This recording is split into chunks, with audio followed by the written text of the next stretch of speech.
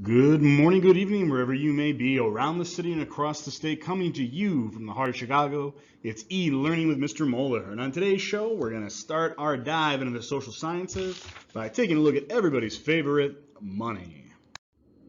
And so as we take a look at economics here, what we're going to be looking at is the study of wealth, your stuff, and really just whatever makes the world go round. And so, just a quick reminder, as we are watching here, you're going to want to be looking at that Unit 1 vocab list, and there's going to be an activity packet that's going to go along with this video, so make sure you are checking that out, answering the questions, and doing everything that you need to do. So when we start off with economics here, we're going to start with a very basic premise. Economics is the study of your stuff. What do you need to survive? Food, water, basic cable. How do you get those things that you need to survive? How do we trade with each other? How does money work? How do we set up these complex international systems of trade? And what is going to actually make something valuable? All of these are great questions, and they're all in the realm of economics. So take a minute here and think a little bit about your stuff. Think about stuff you have that's old, stuff you have that's new, stuff that you think is new but actually might be very old. Think about what is your most important stuff. What could you not, live without? What do you use your stuff for? Who makes your stuff? And why do you choose to buy one thing over another thing? Well, these are all great questions that you start by looking at yourself. So what is economics? Well, economics in its very basic terms is the study of the production, distribution, and consumption of wealth. Put more basically, it's how a society and individuals value and distribute the scarce resources that are available. And so economics is going to look at your stuff. And so a couple of quick definitions, things we need to know. When we're talking about economics, we need a new language. And so we're going to use one term, material life, to refer to some changes in economics. Material life can be equated usually with technology. Material life is how we do things, using a hammer instead of your hand to pound something, using indoor plumbing instead of a hole in the ground to use the restroom. And so material life is work. It's the things we have to do every day in order to stay alive. It can be anything from riding in a car to cooking dinner. And so in history, and as well as today, we're always creating new tools, technologies to do these tasks more efficiently. And so work tools, from a hammer to the internet, have changed the way that we work. Consumer goods like deodorant change the way that we relate to each other and even the way that we smell. And so when we're looking at material life, we are looking at the tools and ways in which we do things. So material life is going to change with technology. A long time ago, you had an ox that pulled the plow. Now you have a gas-powered combine that is going to do the work of like 50 to 100 oxen. And so material life changes as technology changes. And think about communication. You used to have to write a letter, put it in the mail, and hope that it got to your person, almost like a message in a bottle. But now with Twitter and Facebook and all the other social medias that I can't even keep up with, you can instantaneously communicate with somebody more than just words, but a video, an image. And so that changes the way that you communicate with other people. Again, material life. Think about water. You probably have not gone to the well in some time in your life. Instead, we have water that comes from a tap, water in a bottle. And so even just how we get water that we need to live has changed radically over the course of human history. So now we'll depart from material life and look at the other half of the equation, which is what we call economic life. And economic life is quite simply how we buy and sell things.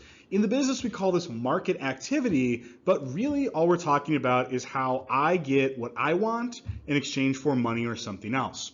And so economic life is the relationships of the exchange of goods and services. Think about it this way. Economic life is the cashier at the cash register.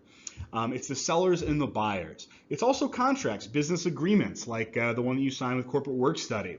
And also rules and laws, things in place like minimum wage and others are all going to affect the way that we buy, sell, and work. And so a really great example of how economic life changes is just how we buy things and where. So in a lot of places in the world, there are still open air markets where you go to market and you purchase produce or whatever is there. And that is a very kind of direct idea of economic life. But you also know you have the grocery store. We have these thousands of products that are all created and put there for you. And so we just have to go to one place to get everything that we need, from meat to vegetables, to marshmallows to whatever that we need. But going even a step further, now you don't even have to just go to the grocery store. You can go online and purchase from an unbelievable catalog of items and have them delivered right to your door. And so the way in which we buy and sell things is changing radically. Also, too, think about how we pay for things, how we actually buy stuff. Well, back in the day, it used to be barter, right? I'll give you 6 swans in exchange for 15 ducks, or whatever the exchange rate of swans and ducks was. But then we moved to cash. In fact, most civilizations have had some sort of cash currency system. And today, I would argue a lot of you probably don't even carry cash anymore. People use credit cards, debit cards. Now they can even use their phone to pay for things. And so the way that we buy things has changed radically over time. And so what we're going to be looking at are the markets, the buyers and the sellers, the people who make products, the people that buy products, the people that sell products, where they sell those products, as well as the market systems behind them. If you ever think about where your bag of chips comes from, well, it probably involved dozens of people, from the farmer who grows the potato in the ground, to the factory that processes it, to the garbage man that's going to pick it up and throw it away. Market systems are very important, and the bigger market systems get, the more national and international our economic life is going to become. So we'll be talking about, various markets, but you've probably heard things like the fast food market, the used car market, and so all that refers to are the buyers and sellers of that particular item. Let's talk just a little bit about how basic economics works. So you may be asking yourself, what determines the value of an item or a service, Mr. Mueller? Why is one thing $5 and another thing $500? Well, when we look at economics, primarily value is driven by supply and demand, which very, very basically is how much of something there is versus how many people want it. And so this nice little chart is going to show us a little bit how that works. Whereas the quantity, the amount of something is going to go up, the price of it is actually going to go down with demand. So prices are set in this free market idea almost like an auction. So let's imagine, I wish you guys were here for this, that I have one cookie and there are 30 hungry students. Therefore, I only have to sell one cookie to the highest bidder. So I'd ask, who will give me $1 for this? Who will give me $2? Who will give me $3? And more than one student is certainly going to want this cookie. We call that scarcity. Scarce, there's not enough. And so they will bid against each other, which is going to drive up my price. So whenever we look at supply and demand, there are really 3 outcomes that we're looking for. Either there's not a lot of the product and a lot of people want it, low supply, high demand, and that's simply just going to raise your prices. Precious metals is a great example of this. Gold, because there is not as much of it as people want, and so the price of it is going to go up. Another possible outcome is high supply, a lot of a product, but low demand for it. People really aren't buying it. The outcome of that is usually lower prices. And you guys know this well because almost every time you go into any store, there's always a sale, right? 3-for-1 sale. So let's say I had 100 cookies for you guys and I had to get each of you to buy 3. I would probably say, hey, 3 for the price of 1, and you guys loving that deal would probably then buy the product. The third possible outcome is where supply actually is going to meet demand for a product. We'll get into this later in the year, but this is called the equilibrium price. And when you look at things like tamales or sodas, you notice that pretty much wherever you go, they're about the same price. And so that's because there are as many tamales as people want, and so the price of them is going to be very, very stable. And so those are kind of the 3 outcomes when we're looking at supply and demand. So let's talk about a little bit about what makes the American economy the American economy. So a big piece of America's economics beliefs are in this idea called the free market. Now, you probably heard a lot of people talk about free market, and so for our class, here's our definition. It is a market in which prices are set by supply and demand, and individuals make free consumer choices, including where they will work. So the free market is characterized by economic freedom, the fact that most property is owned privately and not owned by the government. The idea that you can choose your job, you can choose your work, open competition between businesses like, Pepsi and Coke, or Apple, and Google, or whatever it is now, among individuals and businesses. And so the key of this is competition. Everyone in the society is competing against each other for limited wealth and limited resources. Another big thing is no price controls. The government does not actually set the price of any product, and so if I wanted to charge $1,000 for a cookie, there really would be nobody that could stop me. And so minimal government interference, not a lot of rules, not a lot of government ownership is going to be big in this system. But just because you're in capitalism doesn't mean that you're going to get rich. There's always risk. In a free market, businesses will succeed or fail on their own based upon the choices that they make. And so the idea of the free market is that we all organically choose to create, buy, and sell the products that we have. So piggybacking on free markets is a really important idea in America called free enterprise. And free enterprise is very, very simple. It is the freedom of any individual to start a business and own private property. If you ever watch the show Shark Tank, it really features people who are entrepreneurs. They have their own businesses, they're starting them, they're trying to get investors. And as you walk around the neighborhood, you see a lot of people out there working various jobs, businesses, selling things. They are entrepreneurs. Free enterprise, you are free to own your own business. So now we gotta get into some definitions because you guys don't know that much about capitalism and American economy. So we'll start with this idea called capital. So capital is going to be one of the most important concepts to understand, so make sure that you get it. So capital is money or assets. Assets are just things with value, used in a business to create more wealth. That's the key. Wealth is when you consume something. Capital is when you create more wealth. And so capital can be a lot of things. Capital can be cash, it can be raw materials like wood or gold, it can be machines that you use to create products, it could also be finished products that you are selling to people in general.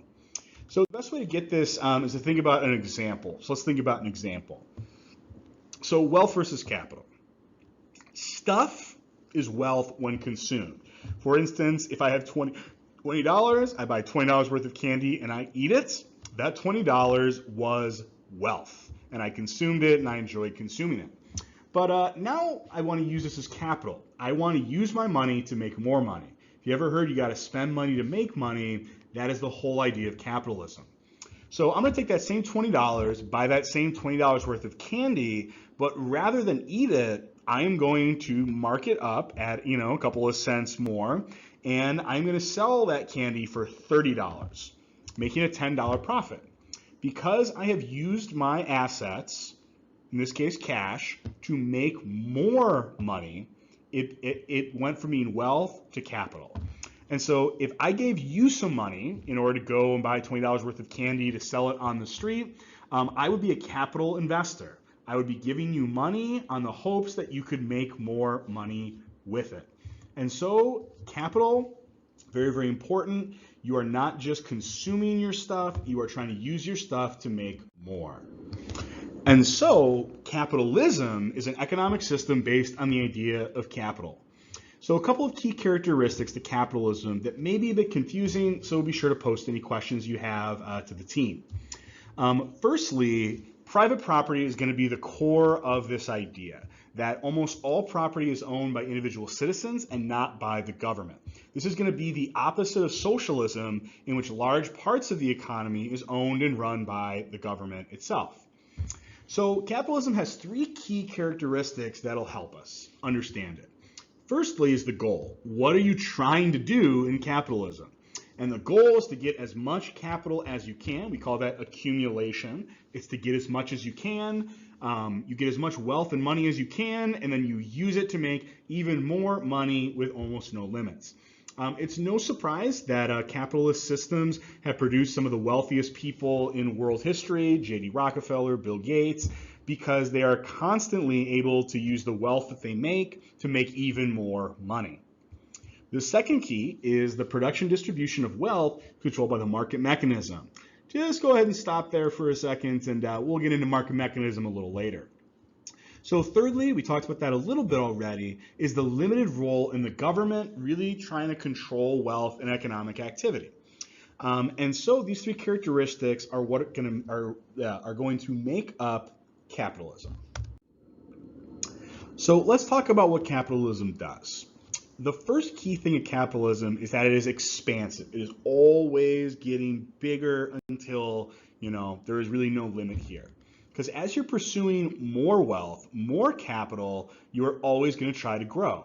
A big business always makes more money than a small business, right? And so people are always trying to make new products, make them better, make more money. New flavors of chips is a great example of this. You have, your new cell phone models. And so because of this, capitalism is a system that drives change. And if you don't change in capitalism, then you will probably be left behind and your company will go bankrupt. And so innovation is really what drives this system. New markets, new industries, new opportunities, because the idea is that it is never quite enough in capitalism. So let's talk about how all this works. Point number 2, the market mechanism. So the market mechanism is an interesting idea that I need you to think about for a second. There is nobody in America that is making sure that you have enough food to eat, water to drink, or any of the other things that you want. Tomorrow, there could be no more hot chips and they could never come back. No one is making sure that we have enough stuff. Yet we have enough stuff. And so this is a phenomenon that's called the market mechanism, that an economy can work with nobody really in charge running it. There's no pharaoh that's ordering that you grow corn and build pyramids. And so essentially the economy is a car. We're all in the back seat. Car is going 1,000 miles per hour, and no one is at the driver's seat, except there's this invisible hand that is on the wheel.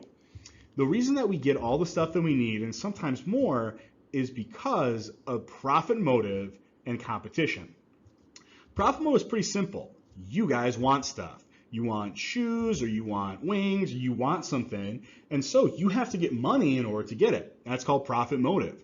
You guys may work so that you can have a little bit extra cash so you can go out or buy that pair of jeans, and so that really motivates everyone. I teach because I love it, but I would not teach if I was not getting paid, right? Profit motive.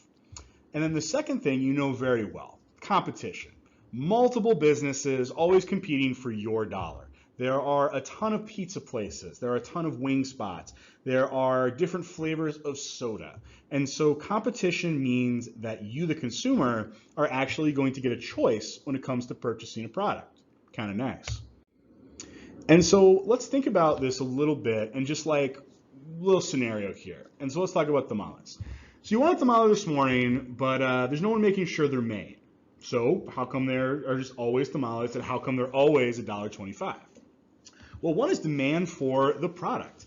As you roll down Cermak or 18th Street, there are a lot of people out selling because there's great demand for the product. And wherever there's demand for a product, someone somewhere will find a way to get you that product and to sell it to you at a nice markup. So that's the profit motive. You've even seen this with people, selling hand sanitizer out of the back of their cars. And so as long as you buy tamales, there will always be someone on the corner selling them. If people stop buying tamales, they will disappear, as have so many chip flavors and soda flavors and businesses that have not survived. So let's talk about competition then. So tamales are always $1.25. And for that matter, so are sodas, candies, other things like that. And the reason that these prices are pretty much the same is because of competition. You have a lot of choices of where you are going to get your tamales. And so they all have to compete for your money. You vote for the business that you like with your dollar. It's your vote. And so to win your dollar, the businesses are going to do a lot of stuff to try to convince you to shop at their place. They can lower prices. If somebody came out with tamales for $1, I bet a lot of people would switch to that person.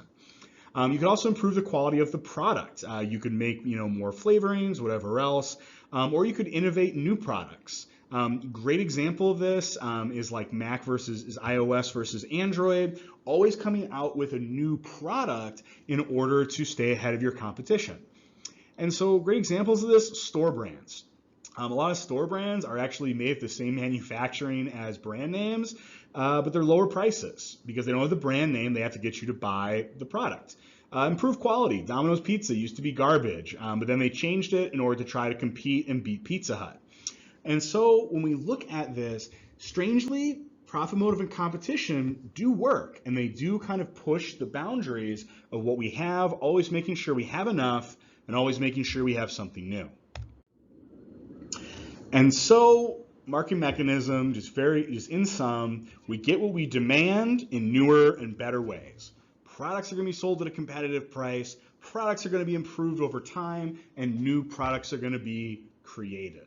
And so the market mechanism is the way that we make sure that you have everything you need, most things you want, and far more than you deserve in this economy. So the last key characteristic of American capitalism is going to be this: the separation of the government and the economy. And the best way to think about this is just thinking about who owns stuff. If we think about two marvels of the world, the Sears Tower and I guess it's Willis Tower now, sorry, and the pyramids. In ancient Egypt, the pharaoh controlled property, forced everybody to work, and built the pyramid as a part of the government, pretty much. In Chicago, Sears Tower was built without the government. It was built by capitalist investors who built it from the ground up. And so this is an example of what can be accomplished by these private corporations. Now, one key thing of this is that separating the government and the economy. Good afternoon. So now the drawback of this, though, is that without someone kind of overlooking the economy, some bad outcomes can also happen. And so when we talk about limited role for government in the economy, we call this in the business laissez-faire. Laissez-faire! You can say it a bunch. If we were here, you'd laugh. And this means leave alone, let do, hands off. And it's essentially the idea that businesses should compete with each other without any interference from the government. And so the government in capitalism, they set the rules of the game. Contract laws and enforcement, you got your basic health, safety, minimum wage. But in this economy, majority of wealth is owned by private citizens and not the government. Decisions about the economy are majority made by individual citizens and not by the government, such as where you will work is a very important decision. But the big criticism of this, as you can see from that political cartoon, is that just because you can make money off of it doesn't necessarily mean it is in the best interest of everyone. So a big debate we have in America is how unrestricted should this business actually be? And so there's a lot of sources of conflict, and one really good example is this. Let's say that I discover a cure for cancer or a treatment for cancer. I spend years, millions of dollars to develop it. Shouldn't my company, because I researched it and own this medicine, shouldn't I be able to charge whatever price I want for it, even if people need it to live? It's a heck of a question, right? And this one actually played out in real world. There was a medicine called Daraprim that in 2009 was $1 a dose. By 2014, it jumped up to 13.5. And then in 2015, the peak price was $750 a dose. And this is something that a lot of people said it was necessary to live. But could the government actually step in? Should the government step in and get involved and say what a business can and can't do with its prices? And what would it mean if the government did start setting the price of everything in the economy? And so even an example like medicines that are developed by private companies and not like universities or the government really kind of makes us think about, well, how is the system actually going to play out in real life? And that's going to be one of our biggest debates in this class, is how much should that economy really be free? And so our economic fights, they're going to spill over into politics, labor movements, movements for minimum wage, boycotts, all sorts of different things, because the number one issue on most people's minds is always economics. How am I going to put a roof over my head, food on my table, and clothes on my back?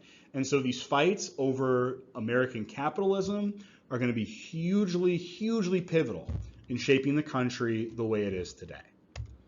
And so, folks, when we talk about economic freedom, the government doesn't plan an economy or control resources. You, the private citizen, own property, but there are a heck of a lot of conflicts between the public interest and the private interest. Good afternoon. So folks, now it's time for you to go on to your OneNote and to check out the economics portion of the social sciences activity packet that we will go over in virtual class. Have a great rest of your day.